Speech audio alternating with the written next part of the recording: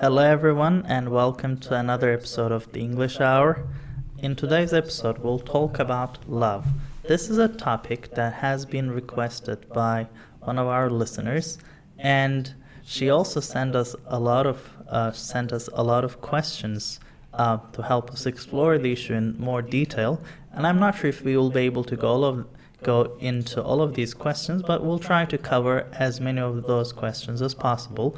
And I think these questions are a good thinking practice in a sense, because we'll be talking about them impromptu, meaning spontaneously. So, hi Canberk. Hi, how are you doing, Lucy? I'm fine. What about you? I'm doing fine. Hi, guys. Yeah, we're having a busy term, right? Yeah. Quite busy indeed. Okay, well, I'll start with the first question, and I think this is a question that a lot of young people feel, and it goes like this: do we experience love for a limited period of time, or is love a lifelong phenomena? That's a great question. What do you think? You know, as I'm looking at these questions, I am beginning to realize that this topic is actually a great conversation topic. We would like to thank our viewer once again. I was cautious to approach this first, but now I realize that, okay, this is interesting. It's very deep. It's very deep, yeah. You can go very deep at it too. So I think we experience love in our lives repeatedly. So basically, I think there are good reasons for love to feel like it is just for once. I think the first time a person experiences love, it is such a unique experience that it feels like it is different than anything else, and also it is just, in a way, a manifestation of truth. Like, this is true love that I'm feeling right now, and I might never feel this way. And I think that might be associated with the feeling as well. Like, I might never feel this way because this is so special, so great a gift. And I think the second reason why some people might think that love might be just for once is you experience love for the first time at a very early age. And in those times, I think we are so new to life, and everything in life is so new to us, that every experience is lived so viscerally, and every experience forms a memory that sticks with us for the rest of our lives.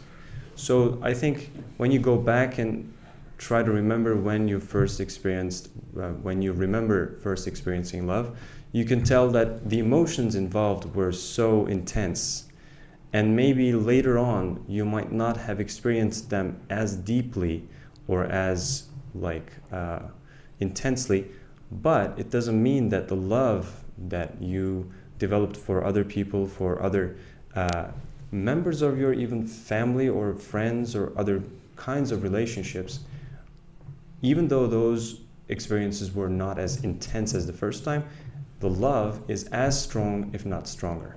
Sure. I mean, here I'd like to touch upon a few points that I think are related to love and its temporary versus continuous state. So I think love is not a constant state. It's a fluctuating emotion. So there are highs and lows. And I think those highs and lows make it even more unique and attractive, because if you are at the same state for a very long period of time, you become numb to it. You don't really feel it. But then when there are fluctuations, when you don't feel that much love, and then you are filled with love, then you experience it more fully, and you have a more detailed view of love. And secondly, I think a lot of young people really question whether love would go for a lifetime, because I guess it relates to our century, our times, because we're so used to seeing things fade away. Like there are fads, there are a lot of temporary trends and so on. So it seems very difficult for a person of our generation to imagine that something will last for a lifetime. I think that that is something really pertinent to our age.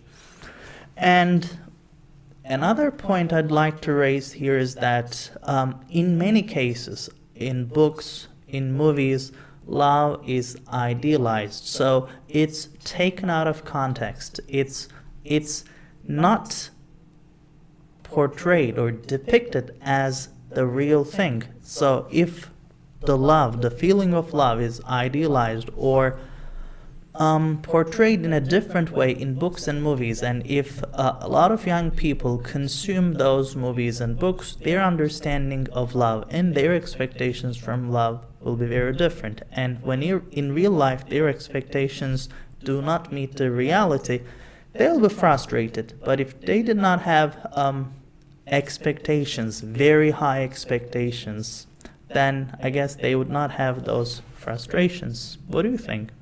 Well, I think it's an important point to raise. It also is pertinent to our next question too, right? Is pure love only in movies? You kind of touched upon that as well. And it's a great response to a question that we can now say is a little flawed. Because when you think about it, whatever is in movies is just a representation of whatever is in reality. Movies are just simulations of real life experiences and events and characters.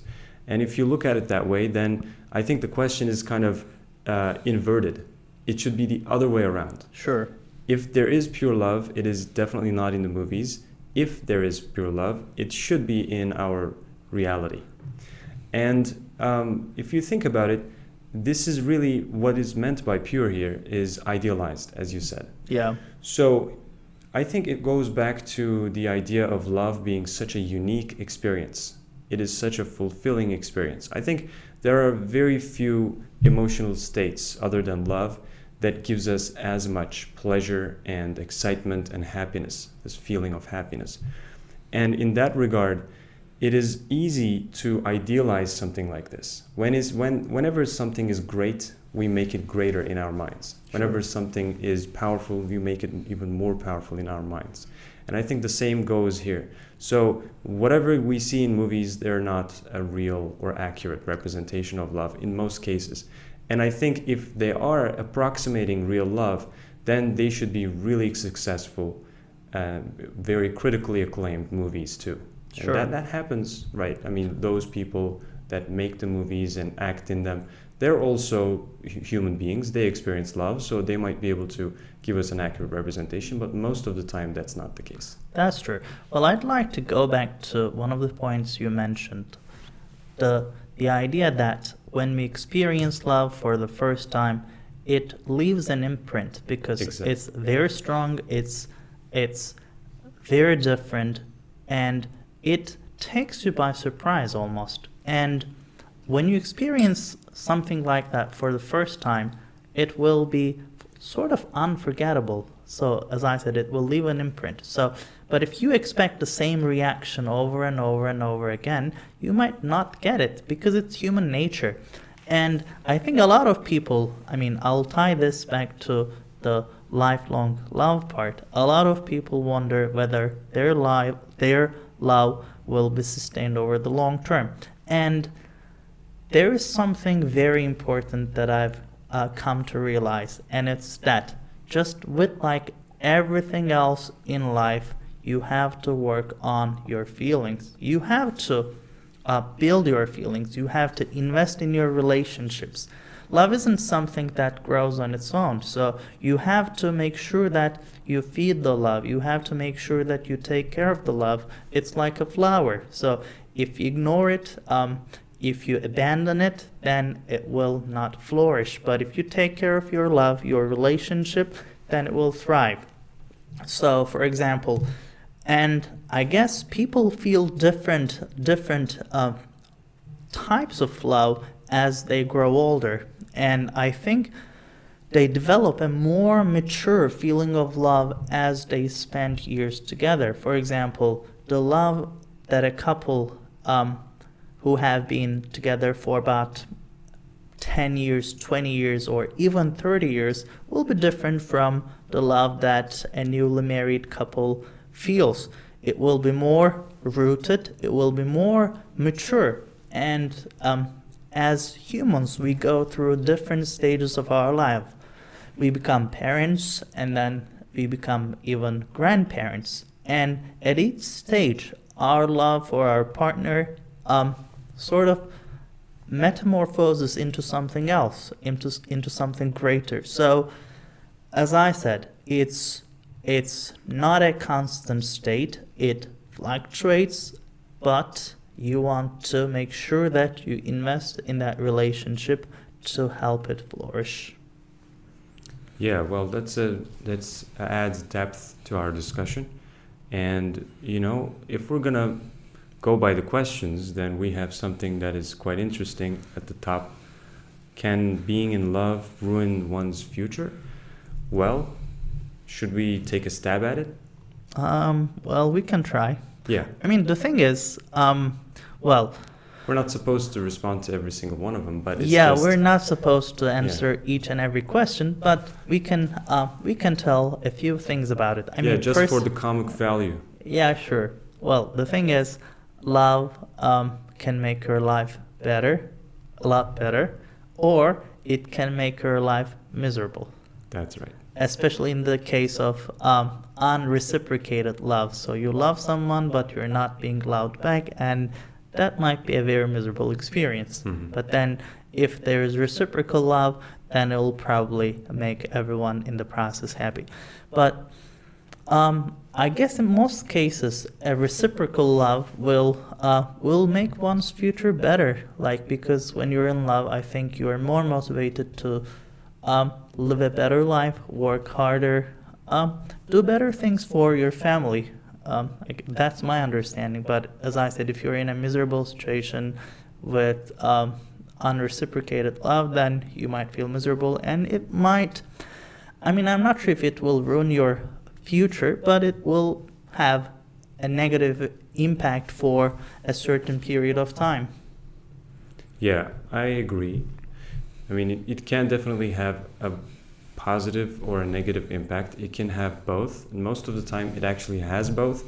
It's just your decisions and the relationships that you form and how much you invest in them, as you said, that determines whether the experience will be overwhelmingly positive or negative. Because even in the most positive relationships, there are also some toxic side effects that need to be managed, and we experience it in our lives as well. But in terms of love being able to ruin one's future, I think there is some truth to that. That's definitely possible. That's one of the possibilities. It can even ruin one's life, not just future, but past, today, present, and future. Well, there are a lot of famous plays centered around this theme. We have a lot of, not legends, but stories from the Turkish literature, from Turkish history, but there are also a lot of plays in the English literature, which one is it? A lot of plays by Shakespeare, such as Romeo and Juliet, and then Cleopatra. I don't remember the other person in the story, but yeah, there are a lot of plays centered around this idea of love. Definitely.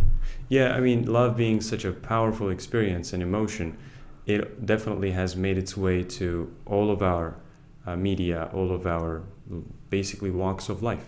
So, love can definitely have a detrimental impact on your health, especially on your mental health and sanity. Sure. But it can also take a toll on your professional career, on your social engagements. It can have all sorts of effects. I think from a personal standpoint, this is how I look at it, right?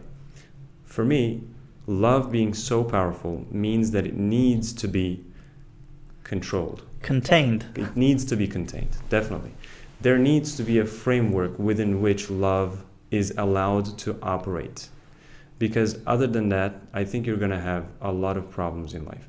For me personally, it's a powerful wave. Exactly, definitely. It can shake the ship. Exactly, it can even sink the ship. Sure. So you need to be really careful with it.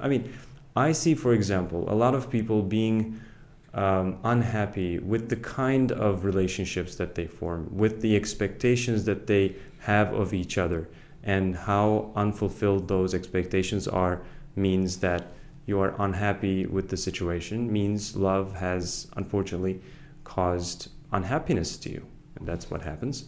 But you have to take responsibility for your emotions, right? Just as you said, you need to invest in your emotions, you need to also take responsibility of your emotions. Meaning, if you love somebody, for example, this is going to be just a generic example of a man loving a woman loving a man. If you love somebody, what are you going to do with that? You have to think about this. You think about everything else in life. Imagine that. Like you think about just standing up and going for lunch. Sure. We have planned for that. Like for 15 minutes, we texted each other. We wanted to, we said to each other, we want to meet here. This is how much planning that goes into having lunch. A simple lunch. Exactly. Now think about forming a lasting relationship with another human being that has his or her own world of thoughts and emotions and plans and aspirations. And how are you going to come together, and what's going to happen as a result of that? You have to really think about that. That's a very good question. Like, I guess that's a very good way to look at it, because like when we talk about love, we don't really talk about or think about the following steps, the following stages. I mean, generally love ends in marriage, and then in a marriage you generally have kids and so on. So love transforms your life. That's right. And when you're able to think about the whole process and make sure that you have a framework, then I think things can go more smoothly. Well, here is an interesting question, and I think this question is relevant for almost everyone.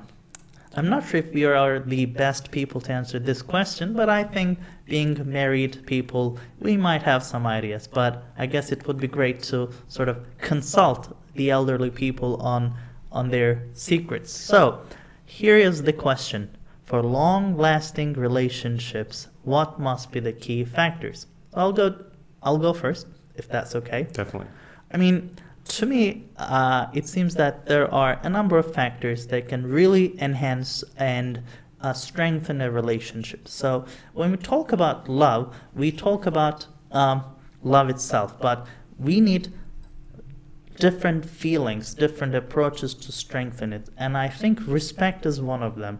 So love without respect for each other can be heartbreaking, because you might love someone, but if you constantly break that person's heart, if you don't respect that person's opinions, feelings, and ideas or choices, then it might have its toll on that relationship. So love without respect is very difficult to maintain over the long term. So the people in a relationship, the partners, should definitely respect each other, because there will of course be situations in which their opinions will differ.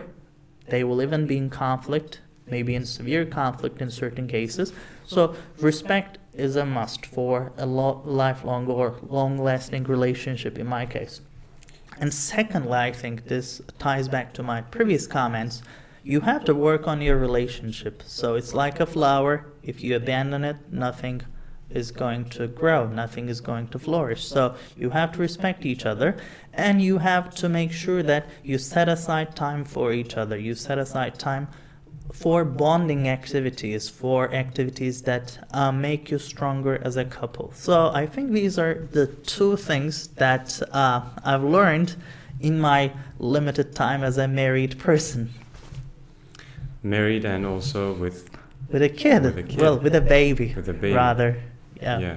That also must have a whole nother dimension to your love. For sure. I think that's also children, a good question, by the way. Yeah, children, like kids, babies, I think they strengthen a relationship. I mean, if your relationship is good, I think they make your relationship even stronger, because there is another knot tying the partners.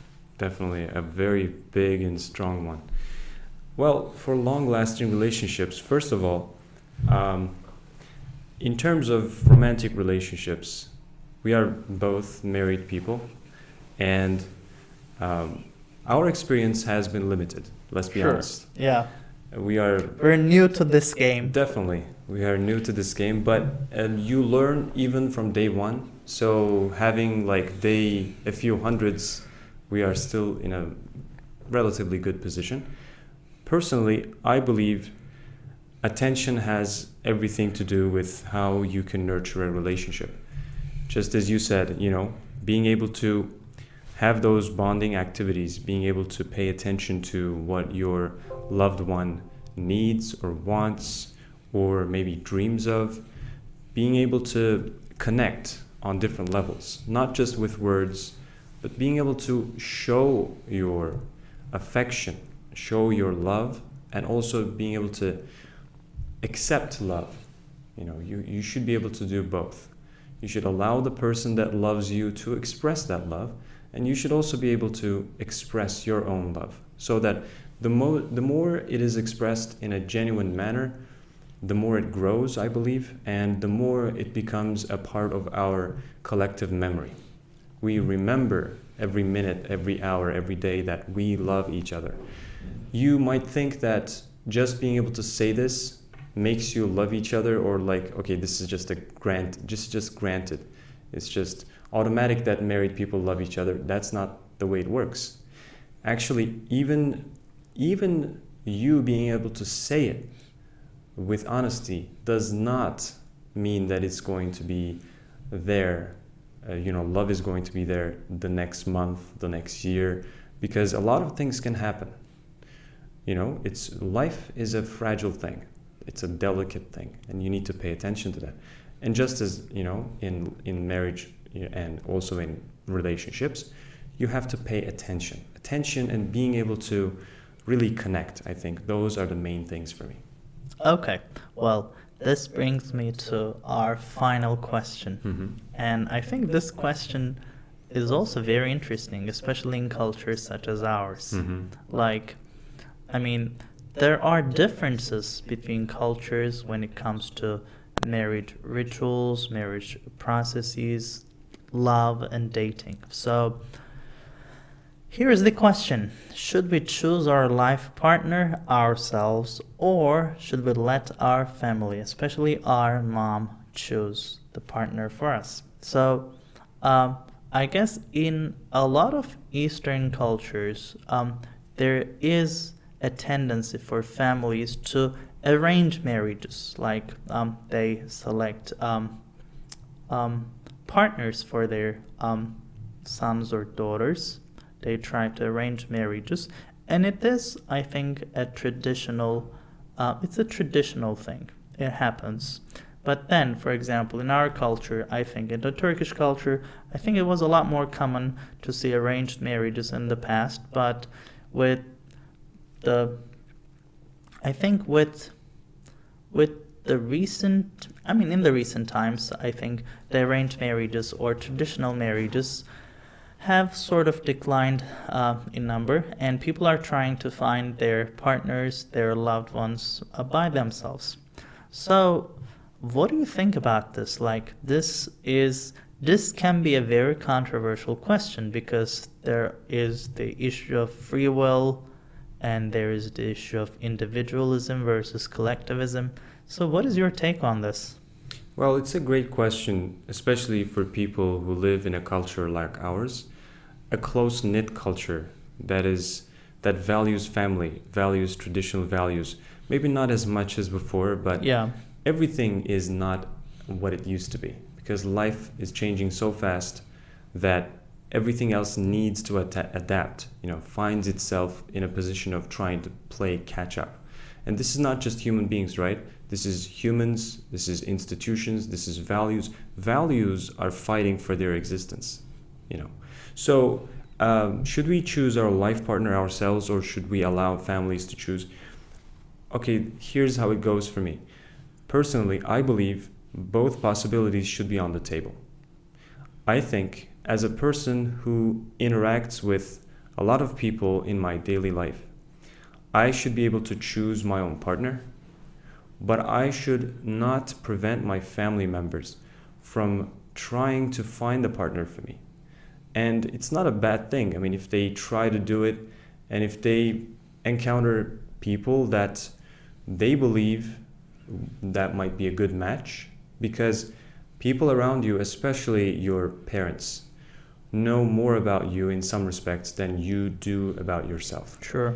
And I think this is really important in terms of being able to find a partner for you, a life partner. They might recognize something in the person that they see that you might not be able to recognize. And in that case, even you not being present in that conversation doesn't mean anything. You know, they can still recommend that person to you as a life partner, and I would personally feel enriched by that possibility. Like, I would thank my family members for trying. That's not a bad thing. When it becomes bad, or maybe a little destructive, however, is when they try to impose their opinion on you. Yeah, when it's forced. When it's forced, that's when it is a problem, because you might not, you might feel like you will never develop any feelings for the person that they want you to marry and share your life. And we see, unfortunately, we hear of situations like this all around us, and it's really bad. I mean, Yeah. if you think about it, it's so difficult. I've got very similar feelings to yours. So, I mean, in this case, I am goal-oriented. So, I mean, the purpose of love, the purpose of marriage, I mean, you have to love the person, the other person. You have to find someone that you love or that you're willing to spend your life with. So, from that perspective, I don't really care whether I find that person or whether my family finds that person. My goal is to find someone whom I love and who love me. So, from this perspective, like, these are just tools, methods, or means of doing things. And as you said, if you find your loved one, that's great. If your family finds someone that they think that you'll really love and introduces that person to you, that's also great. So, as I said, I am more concerned with the outcome rather than the process in this case. Mm-hmm. And I guess it's good to be open to different alternatives to see which one works out the best in your case. Yeah. And as you said, problems emerge when parents or when relatives try to simply impose a certain candidate on you, and it can get very disturbing, and it can get very ugly indeed. So just be careful and make sure that your feelings and priorities and your lines are clear, and then deal with it. Definitely. If we're going to say something as a response, I think the response is going to be us. Who should be making the choice, the final decision? It should be the person. Yeah, you're the decision maker. Exactly. Because you're going to lead your life, live your life with that person. So That's right. The final say should belong to you. Exactly. And it is also important to note that for both men and women, even the most traditional sources that people refer to in developing these traditions of, okay, it's the family that decides, even those sources, the most traditional sources, maybe the religious sources, even they tell you it should be the person that Sure. decides, the woman, the man. That's how it goes. Yeah. Well, this pretty much sums up this episode, and I think this has been a very different episode because we tried to answer questions from our listeners, and we tried to delve into the topic of love as much as we could. But as you know, our perspective is of course constrained by our experiences, and thus feel free to share your experiences in the comments. Share your questions, share your remarks, share your comments. We're open to suggestions, and see you in the next episode. All right. Bye, guys. Bye.